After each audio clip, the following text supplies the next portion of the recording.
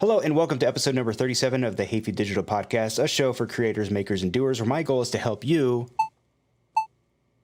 make to the max. My name is Ryan Hafey, and in this episode, we're talking about a mindset that's very present among a lot of creatives and professionals, and that is imposter syndrome. Let's get into it.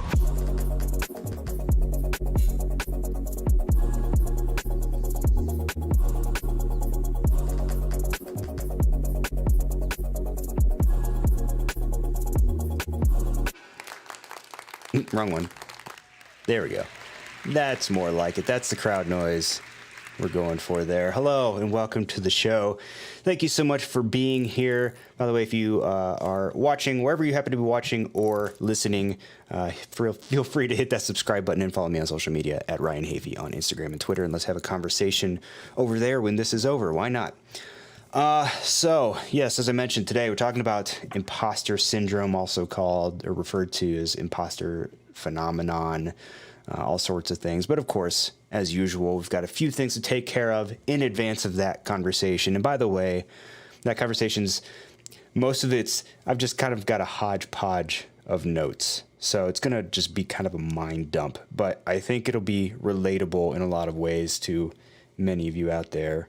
I assume that the audience of this podcast is people like me, creators, just creators, makers, and doers, people who are out there doing things and trying to be creative and kind of struggling with themselves as far as their worth in that world. So we'll talk about that a little bit. But first, of course, we got to talk about the beverage for this week. We're just going back old school. We've had this one on here before. This is just the strawberry flavored bubbly. Nothing too special about this one. Tried and true. No calories, no sweeteners. Just a hint of strawberry flavor, and you can't really go wrong with a good old fashioned bubbly. So that's what we are drinking today. Let's talk about the sound of the week as well. So the sound last week was this, and that is the sound of a nifty 50, a Canon 50 millimeter f1.8. It's kind of basically everyone that I know. It was kind of, if you were a Canon shooter, and even if you're not, I know they make that lens on for other bodies, but that's kind of like everyone's sort of first lens. But it doesn't have the quietest focus motor out there, and that's what that sound is that you're hearing. So that was last week's. This week's sound is... Now, I'll give you a hint on this one. A couple weeks ago, I did a sound of the week, which was kind of like an error sound that you would get with a certain circumstance inside of After Effects. This is not an error sound, but this is a sound that, assuming that you have the setting turned on, you would hear in Premiere Pro. But when would you hear this sound? That's what I'm looking for. When would you hear that sound within Premiere Pro? What circumstances would result in you hearing this sound? Anyway, if you think you know what it is, leave a comment or put it in the chat somewhere. Okay, now what? We got the beverage out of the week. We got the sound of the week out of the way. Restoration update. So if you've watched any of the last couple episodes, you've known that I've been dealing with some home repair. We had a just to kind of quickly go over it again, because I've talked about it a couple times already, but I think it's called something like the brine water release valve or release pipe, which is a pipe. It's in our house. It's located up in the laundry room. It's a little copper pipe that sticks down, and apparently by code, there has to be a little bit, about a 1-inch gap beneath that pipe, that exposed pipe. And then beneath that, there's a hole. And every couple weeks, water is supposed to flush. This is like water softener water when it kind of reflushes, kind of resets the system. I don't know exactly how it works, but all that kind of dirty brine water gets ejected out of that pipe, and it's supposed to go into the little hole that's right beneath it. And the reason you need that air there, I guess, is if you put the pipe into the hole, and if the water's rushing into it too fast, there could be a situation where it kind of, something with air pressure and water will come back up, and it's anyway. I don't know how it all works, but what happened was at some point that pipe shifted. Don't know how. You can actually grab onto the pipe and kind of move it around a little bit, which I feel like is probably not how it's supposed to work. But it shifted, and in the middle of the night, the recycling happened, and a lot of water spilled out onto the laundry room floor, leaking down into down to the first floor and kind of leaking through the ceiling and things like that. So we had to have a restoration team come in, set up a bunch of fans. I think 2 episodes ago, you would have heard them in the background. If you watch back on the game show episode, you will hear some fan. Actually, that was a dehumidifier. They set up like 12 fans in the house and a giant dehumidifier, and it was 3 days or so, 3 to 4 days of just basically having my AirPod Pros in my ear at all time with the noise cancellation on, because it was just a constant like white noise. So now the restoration, the drying of the water has been done for a while, and the last things we've had to deal with is just people coming in and out to fix all the damages. So we had people come in and fix the holes that they had to cut in the drywall, in our ceiling drywall, to put the fans in there and circulate air between the floors.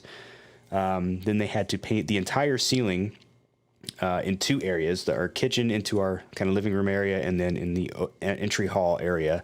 The ceilings there had to be painted completely from end to end.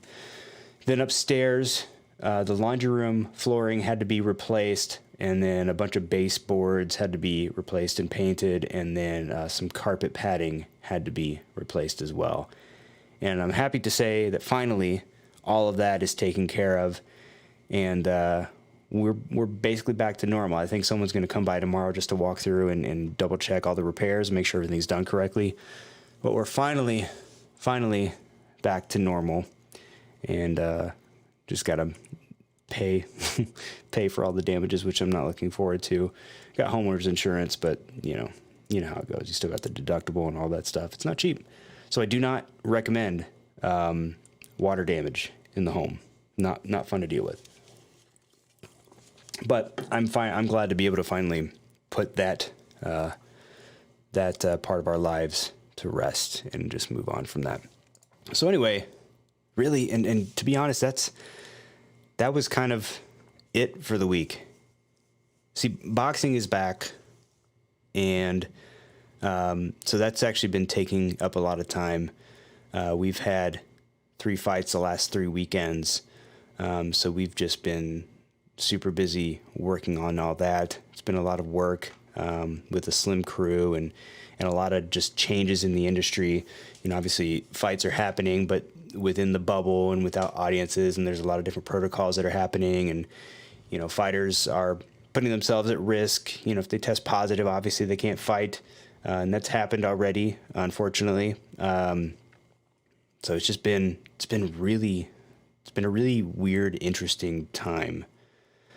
So, but beyond just with dealing with the fights and things like that, and just everything that's going on, I don't know. It's been very difficult for me lately to pick up the camera, and I've wanted to at least pick up and vlog, or try to do something where I'm just picking up the camera and filming a little bit every day. Maybe if I can get back into filming kind of vlog style, but showing off some of the things that I'm working on, or just sort of mini tutorials and things like that. I think that's a format that I could stick to, but I'm just having trouble actually picking up the camera. And, I'm so used to just sitting down and starting work and not pointing a camera at myself, just starting the work. So I got to get in the habit of doing that. But yeah, it's just been tough to really get. I mean, this is the one thing each week that I kind of look forward to and that I prepare for. But outside of that, it's I don't know. Just been struggling to kind of get in the mood creatively, and that kind of, in a roundabout way, fits into the topic for this podcast, which I was on the fence about talking about. And that's imposter syndrome. Imposter syndrome, I think it goes by a number of different names, but imposter syndrome is probably the most common. And it's just one of those things that can be kind of tough to talk about because it sort of puts you in a vulnerable spot. But I think everyone at some point or another who's achieved any amount of a success, big or small, has experienced it. So, I figured I'd just share my thoughts on it because I've definitely battled with it over the years. And, maybe someone out there will relate to this and maybe it'll help them. Maybe I'll get some help from some others who are dealing with it and have some tips for me. We'll see.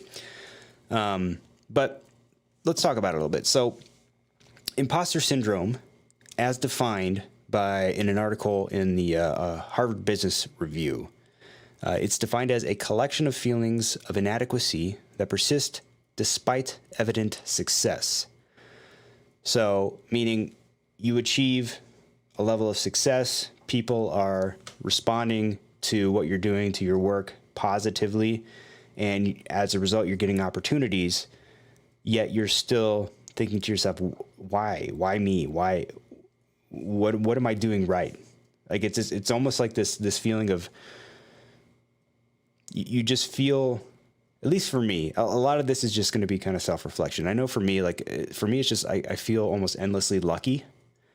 And, I remember listening to Casey Neistat in an interview. I don't remember when or where, but he was talking about kind of the keys to success. And, I think he had 3, if I remember correctly. And one was obviously hard work. You have to put in the work. That's pretty common sense. 2, I think, was like consistency or just being persistent with it and keeping going and not giving up, which again is kind of a given. But his third point was one that was something that most people don't say, which is, luck. Luck has to be kind of a factor. And he used an example of, he's got a friend who he owns in a restaurant or works in a restaurant. And he said his friend is one of the hardest working people he knows. He goes in there, busts his ass every day and prepares his food, loves what he does. But in that environment, his friend isn't setting himself up for the possibility of luck in the same way that maybe Casey Neistat is. If that's kind of your world, the restaurant world, my wife worked in food and beverage for a while, and it's kind of a thankless industry, I want to say, in a lot of ways. I mean, unless you're one of the top dogs, a lot of it happens behind the scenes, a lot of like cooks and things like that. And the people in that industry don't get a lot of love. It's just kind of a service essentially. And as a result, you're not getting a ton of people coming to knock on your door saying, hey, I've got an opportunity for you based on your work in the kitchen. You know what I mean? Whereas Casey, he's just sort of living life on a whim. He's traveling. He's doing all of these things. And he's putting himself in front of people. Even early on in his career, he would put himself in front of people who could give him more opportunities. And in a lot of ways, that's luck. I've always thought of luck as just, luck is like, I don't know. I don't really know how to put it to words, but everyone's lucky in some way, shape, or form. But it's what you do with that luck that determines. Like, yeah, I mean, going out and buying a lottery ticket's one thing. Anybody could go out and do that, and that's definitely lucky. But let's say I'm a photographer. Well, I am a photographer, but let's say I go shoot a show, and like a concert. And, after the concert, I send a couple of the photos to one of the singers in one of the bands, maybe that didn't know I was there shooting, but it's like, hey man, I shot your show. Here's some photos. Let me know what you think. And then if that singer then says, dude, those are great, come on tour with me, be my tour photographer. I mean, it's maybe an extreme example. I don't know, but that's luck. You're putting yourself in front of, you put yourself in in a situation, and then an opportunity came your way. And then depending on how you react to that opportunity, now you have a new opportunity. And that's just kind of how luck is. Luck can either be a positive thing for your life, or it can just be something that comes and goes if you don't take advantage of it. I'm kind of going off on tangents here, but I think that all relates to what we're trying to talk about here. But so back to that definition, and as I mentioned earlier, this is going to just be kind of a mind dump of things as we go along here. But a collection of feelings of inadequacy that persist despite evident success. And success, it also depends on your definition of success. Success, I think, in this context, isn't referring to, you know, someone rich and famous with endless wealth and that type of stuff. It, to me, just means, you know, if you've achieved any sort of notoriety of any kind from anyone, really. In my case, you know, I do photography, I make videos. If I do client work and then more client work comes out of that, or, you know, if I'm able to make a living off of doing client work in some capacity, that's some degree of success, even if it's not making me a super wealthy, rich man. So, you know, if you're doing anything, if you're pursuing anything and people are noticing it, and as a result, you're earning some kind of notoriety and maybe some financial reward from it, that's some degree of success. And then where imposter syndrome comes in is seeing that, but then feeling like you're not worthy. You know what I mean? That's the big thing for me. Is imposter syndrome for me is this feeling of not being worthy. I know that I'm very highly critical of the work that I do, and I'm often comparing it to the work of others, which, you know, they say you should never do, but I do it. I think it's kind of hard not to. You know, as you're coming up, when you're starting in any creative field, really, you have your influences. You have people that are doing things that you want to be doing, and you aspire to those things. And in the beginning, those things seem like far away goals. You know, like if you're aspiring to be a Hollywood movie director and you're just getting started, it's hard to compare yourself to that because it's so far away.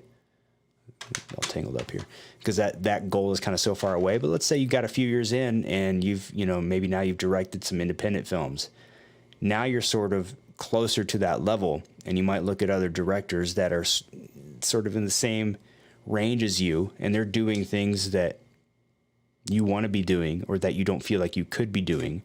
And then you compare yourself to that, and then that sort of adds fuel to the imposter syndrome fire, I guess.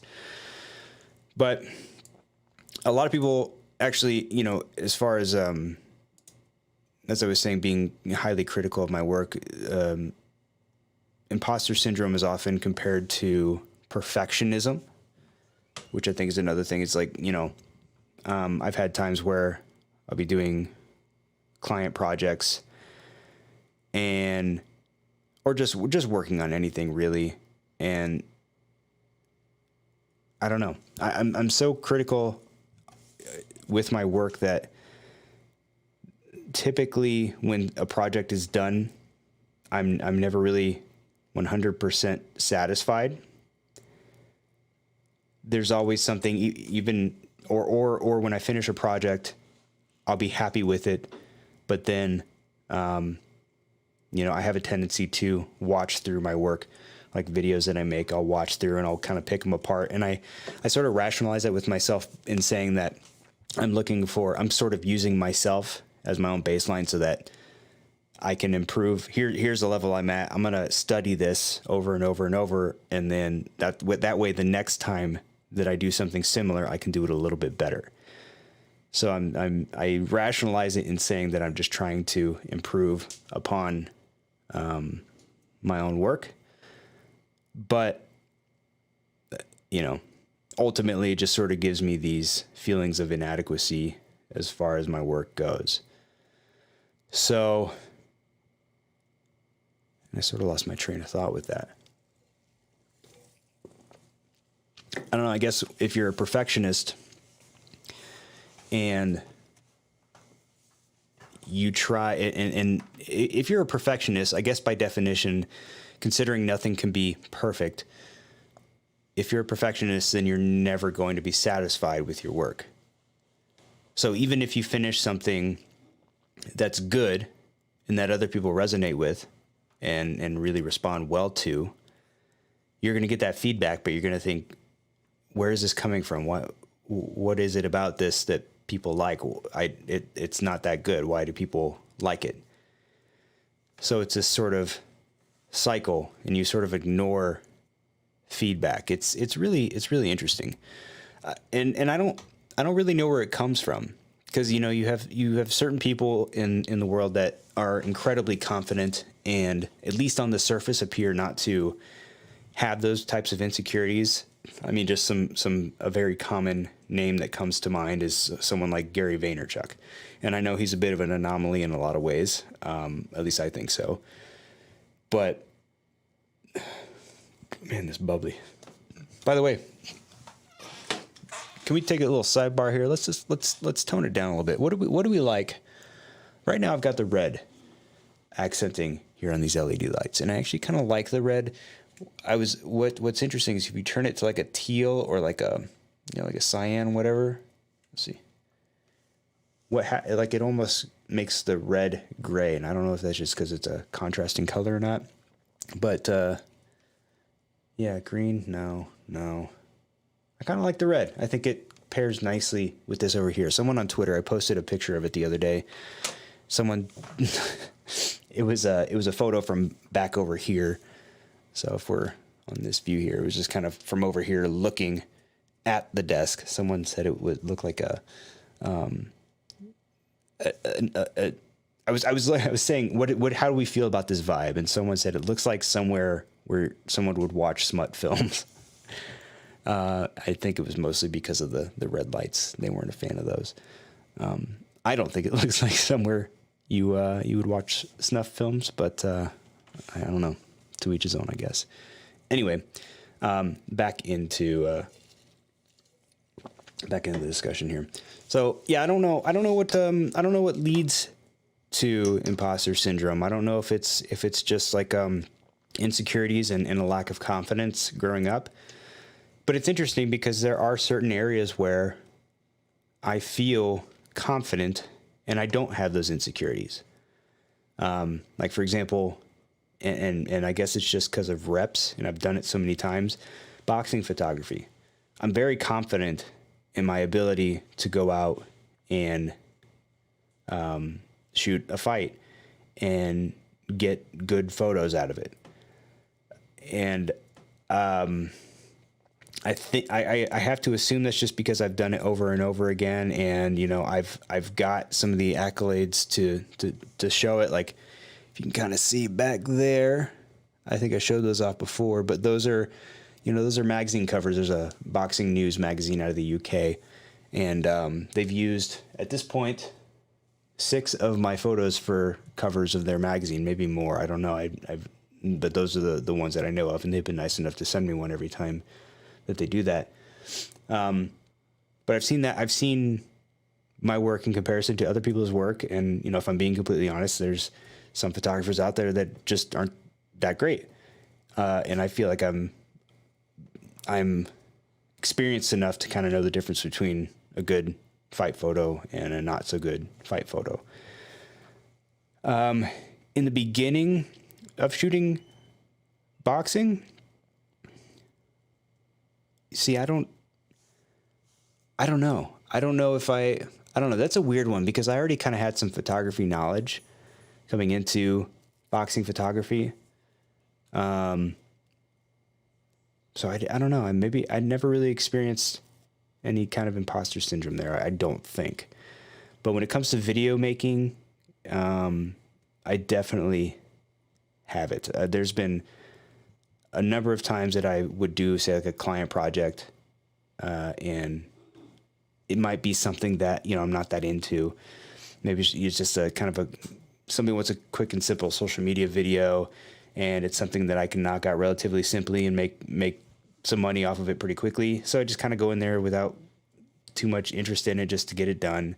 I don't like doing those projects, and I haven't done any of them in a while, but, I'll do those projects and then send it off to the client, and they'll be happy, and they'll be like, yeah, this is great. This is great. And then I get called back later to come and, do the same kind of thing later on. And that's when I get kind of confused, because I'm like, through my own microscope, this is not that great. I mean, I did the best given, the resources I had, the time that I had, that type of thing. But, it's like, what? I don't understand. I don't understand how, because they're, and I always come back to like, they could get this, or they could get that. They could hire this person and get this kind of look and get that, but yet they want to hire me. Like, what is it that results in that? So it's a lot of just kind of questioning myself, but there are some ways. I mean, I've gotten a lot better with it as I've gone along. And I've written down here a few ways that I kind of deal with imposter syndrome. So what I figured I would do is kind of go through my list and then pull up that Harvard Business Review article that I referenced earlier, and we can talk through some of the bullet points that they mentioned in there. So first way that I think that I kind of deal with imposter syndrome, when I start to notice it, I just think of things objectively. So if I put something out into the world, how are people reacting to it? People are reacting positively, reacting negatively. What kind of feedback is coming in from that?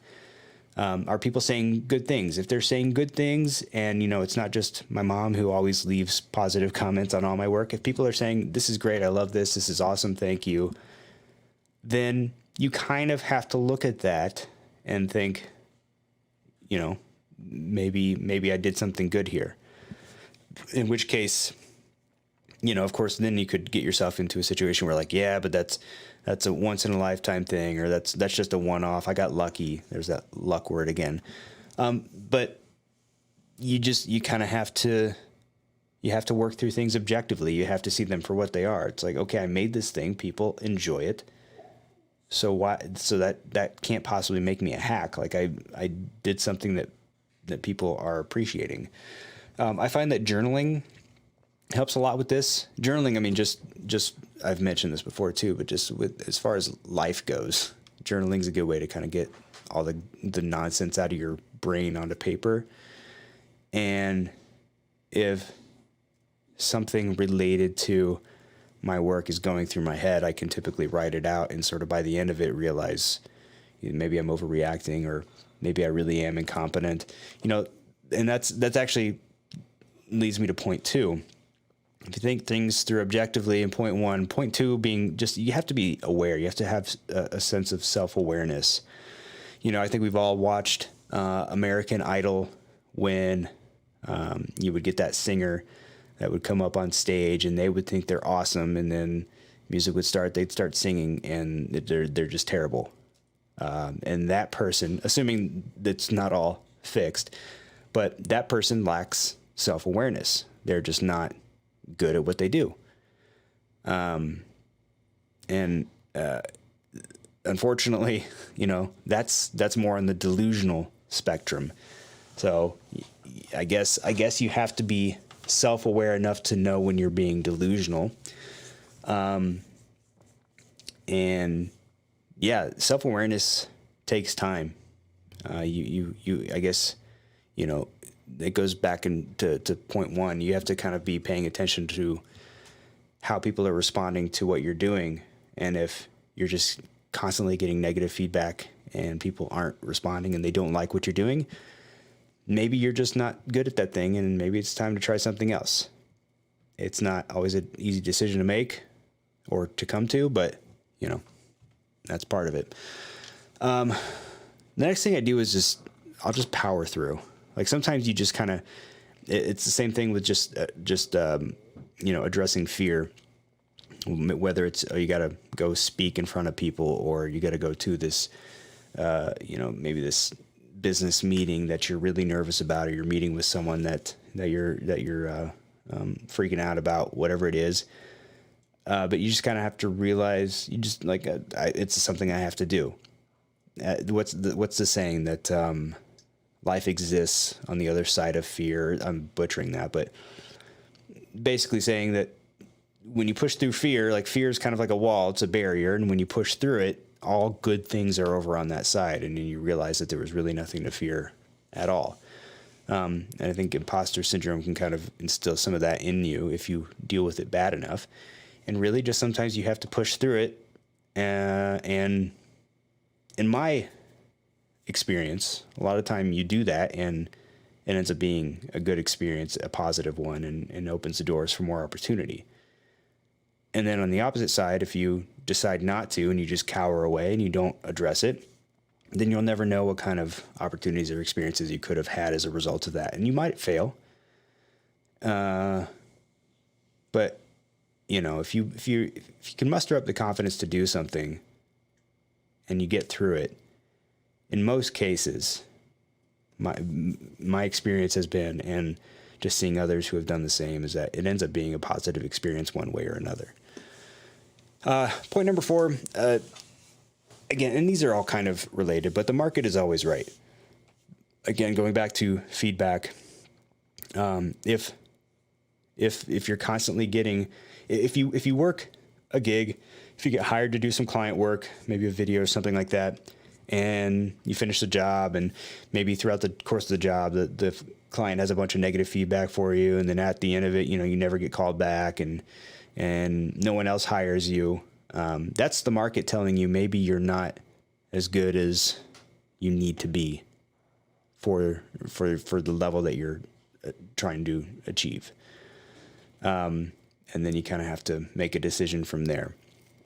But, you know, on the other hand, if you're doing client work and, you know, you're getting a lot of word of mouth business and clients are really happy with everything that you're producing, how can you not look at that and say, you know, why should I be ashamed of this? Why, you know, this is working, and people are enjoying it. They're appreciating it. They like what I'm giving them. So how does that make me an imposter? You know? And then lastly, understand that you're not alone. This is, if you have these feelings of worthlessness, you're definitely not alone. This is a very common thing. It's an unfortunate thing because there's oh man, I can't remember the name off the top of my head, but there's a YouTuber who I noticed, like, she's got a few 100,000 subscribers. She makes these very informative videos. She just kind of comes up with these little experiments. Like one was trying to create an AI program to write recipes for her. And then, so she kind of goes down this experiment. It does this experiment and writes all this code and documents her process. And mixed in with that are these incredibly visually just enticing animations to go along with it. So she'll kind of cut to her talking and then go to a voiceover with all these cool animations that she does. And I noticed she was on Twitter. You know, she would be on Twitter just every couple of days, be like, hey, is it, you know, question, is it normal to feel like, or when does imposter syndrome go away? Or I can't remember if she mentioned specifically imposter syndrome, but I just remember there was a series of tweets where she seemed like she was dealing with some of those types of issues. And I'm looking at her and the work that she's doing and be like, are you kidding me? Like, I would kill to have those types of skills in After Effects or whatever the hell she's using. And to be able, and like, you know, you're designing in After Effects, you're coding, you know, you have obviously filmmaking skills, editing skills, like all these things, and yet you still doubt yourself.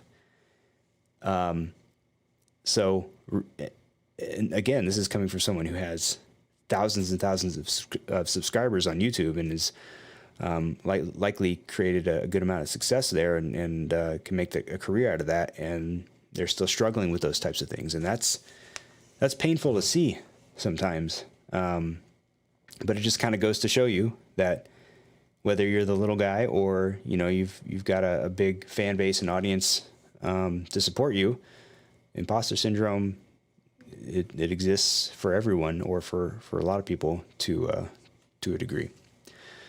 So, yeah, so let me pull up this article here. And let's see.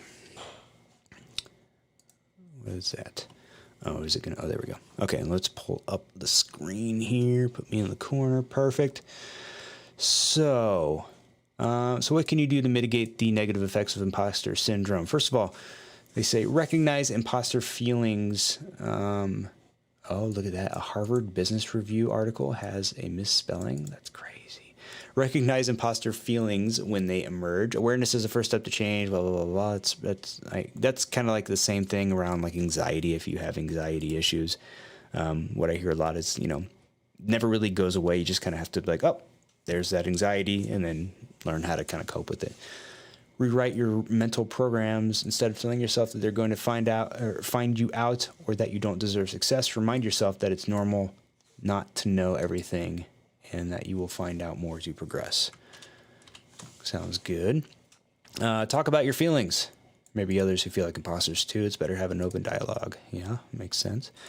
Consider the context. Many people have experienced moments or occasions where they don't feel 100% confident. There may be times when you feel out of your depth, and self-doubt can be a normal reaction. That's true. If you can catch yourself thinking that you are useless, reframe it to, the fact that I feel useless right now does not mean that I really am. Yeah, I mean, easier said than done in some cases, but I get it. Reframe failure as a learning opportunity. Find out the lessons and use them constructively in the future. This is a critical lesson for everyone. Be kind to yourself. Yeah. Seek support. Yeah. Visualize your success. I think some of those are kind of cookie cutter responses, but everyone's going to deal with it in their own way. Interesting. Yeah. It's so weird though. It is kind of a strange thing that people, let's go back here. There we go. It is kind of an interesting thing, just how it works. You could have a number of people around you telling you you're great, the work you do is great, and you can still doubt yourself, and it's just a weird thing how the brain works, So strange. But anyway, all right. So that's my discussion on imposter syndrome. I hope that it helps someone out there. It really, again, at the end of the day, it was just me kind of rattling off some thoughts and getting some things off of my head. But that was fun. So before we go, I've been on a roll here, remembering the sound of the week. So we got to reveal this week's sound of the week, which was...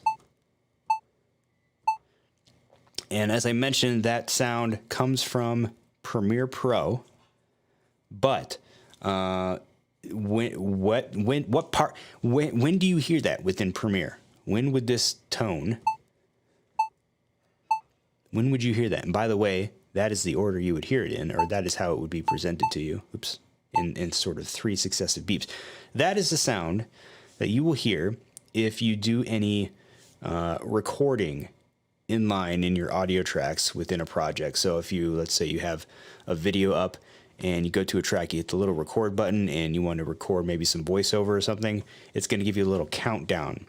Now you may not hear that tone, but there is a setting that you can turn on where it'll give you a little audible tone so that you know when you can start speaking. And that is what that tone sounds like. So there you go. That is the sound of the week. Yeah. So if you're still with me here, wherever you happen to be watching or listening, I would appreciate it if you hit that subscribe button and follow me on social media at Ryan Hafey on Instagram and Twitter. Follow me over there. Let's have a conversation after this show, shall we?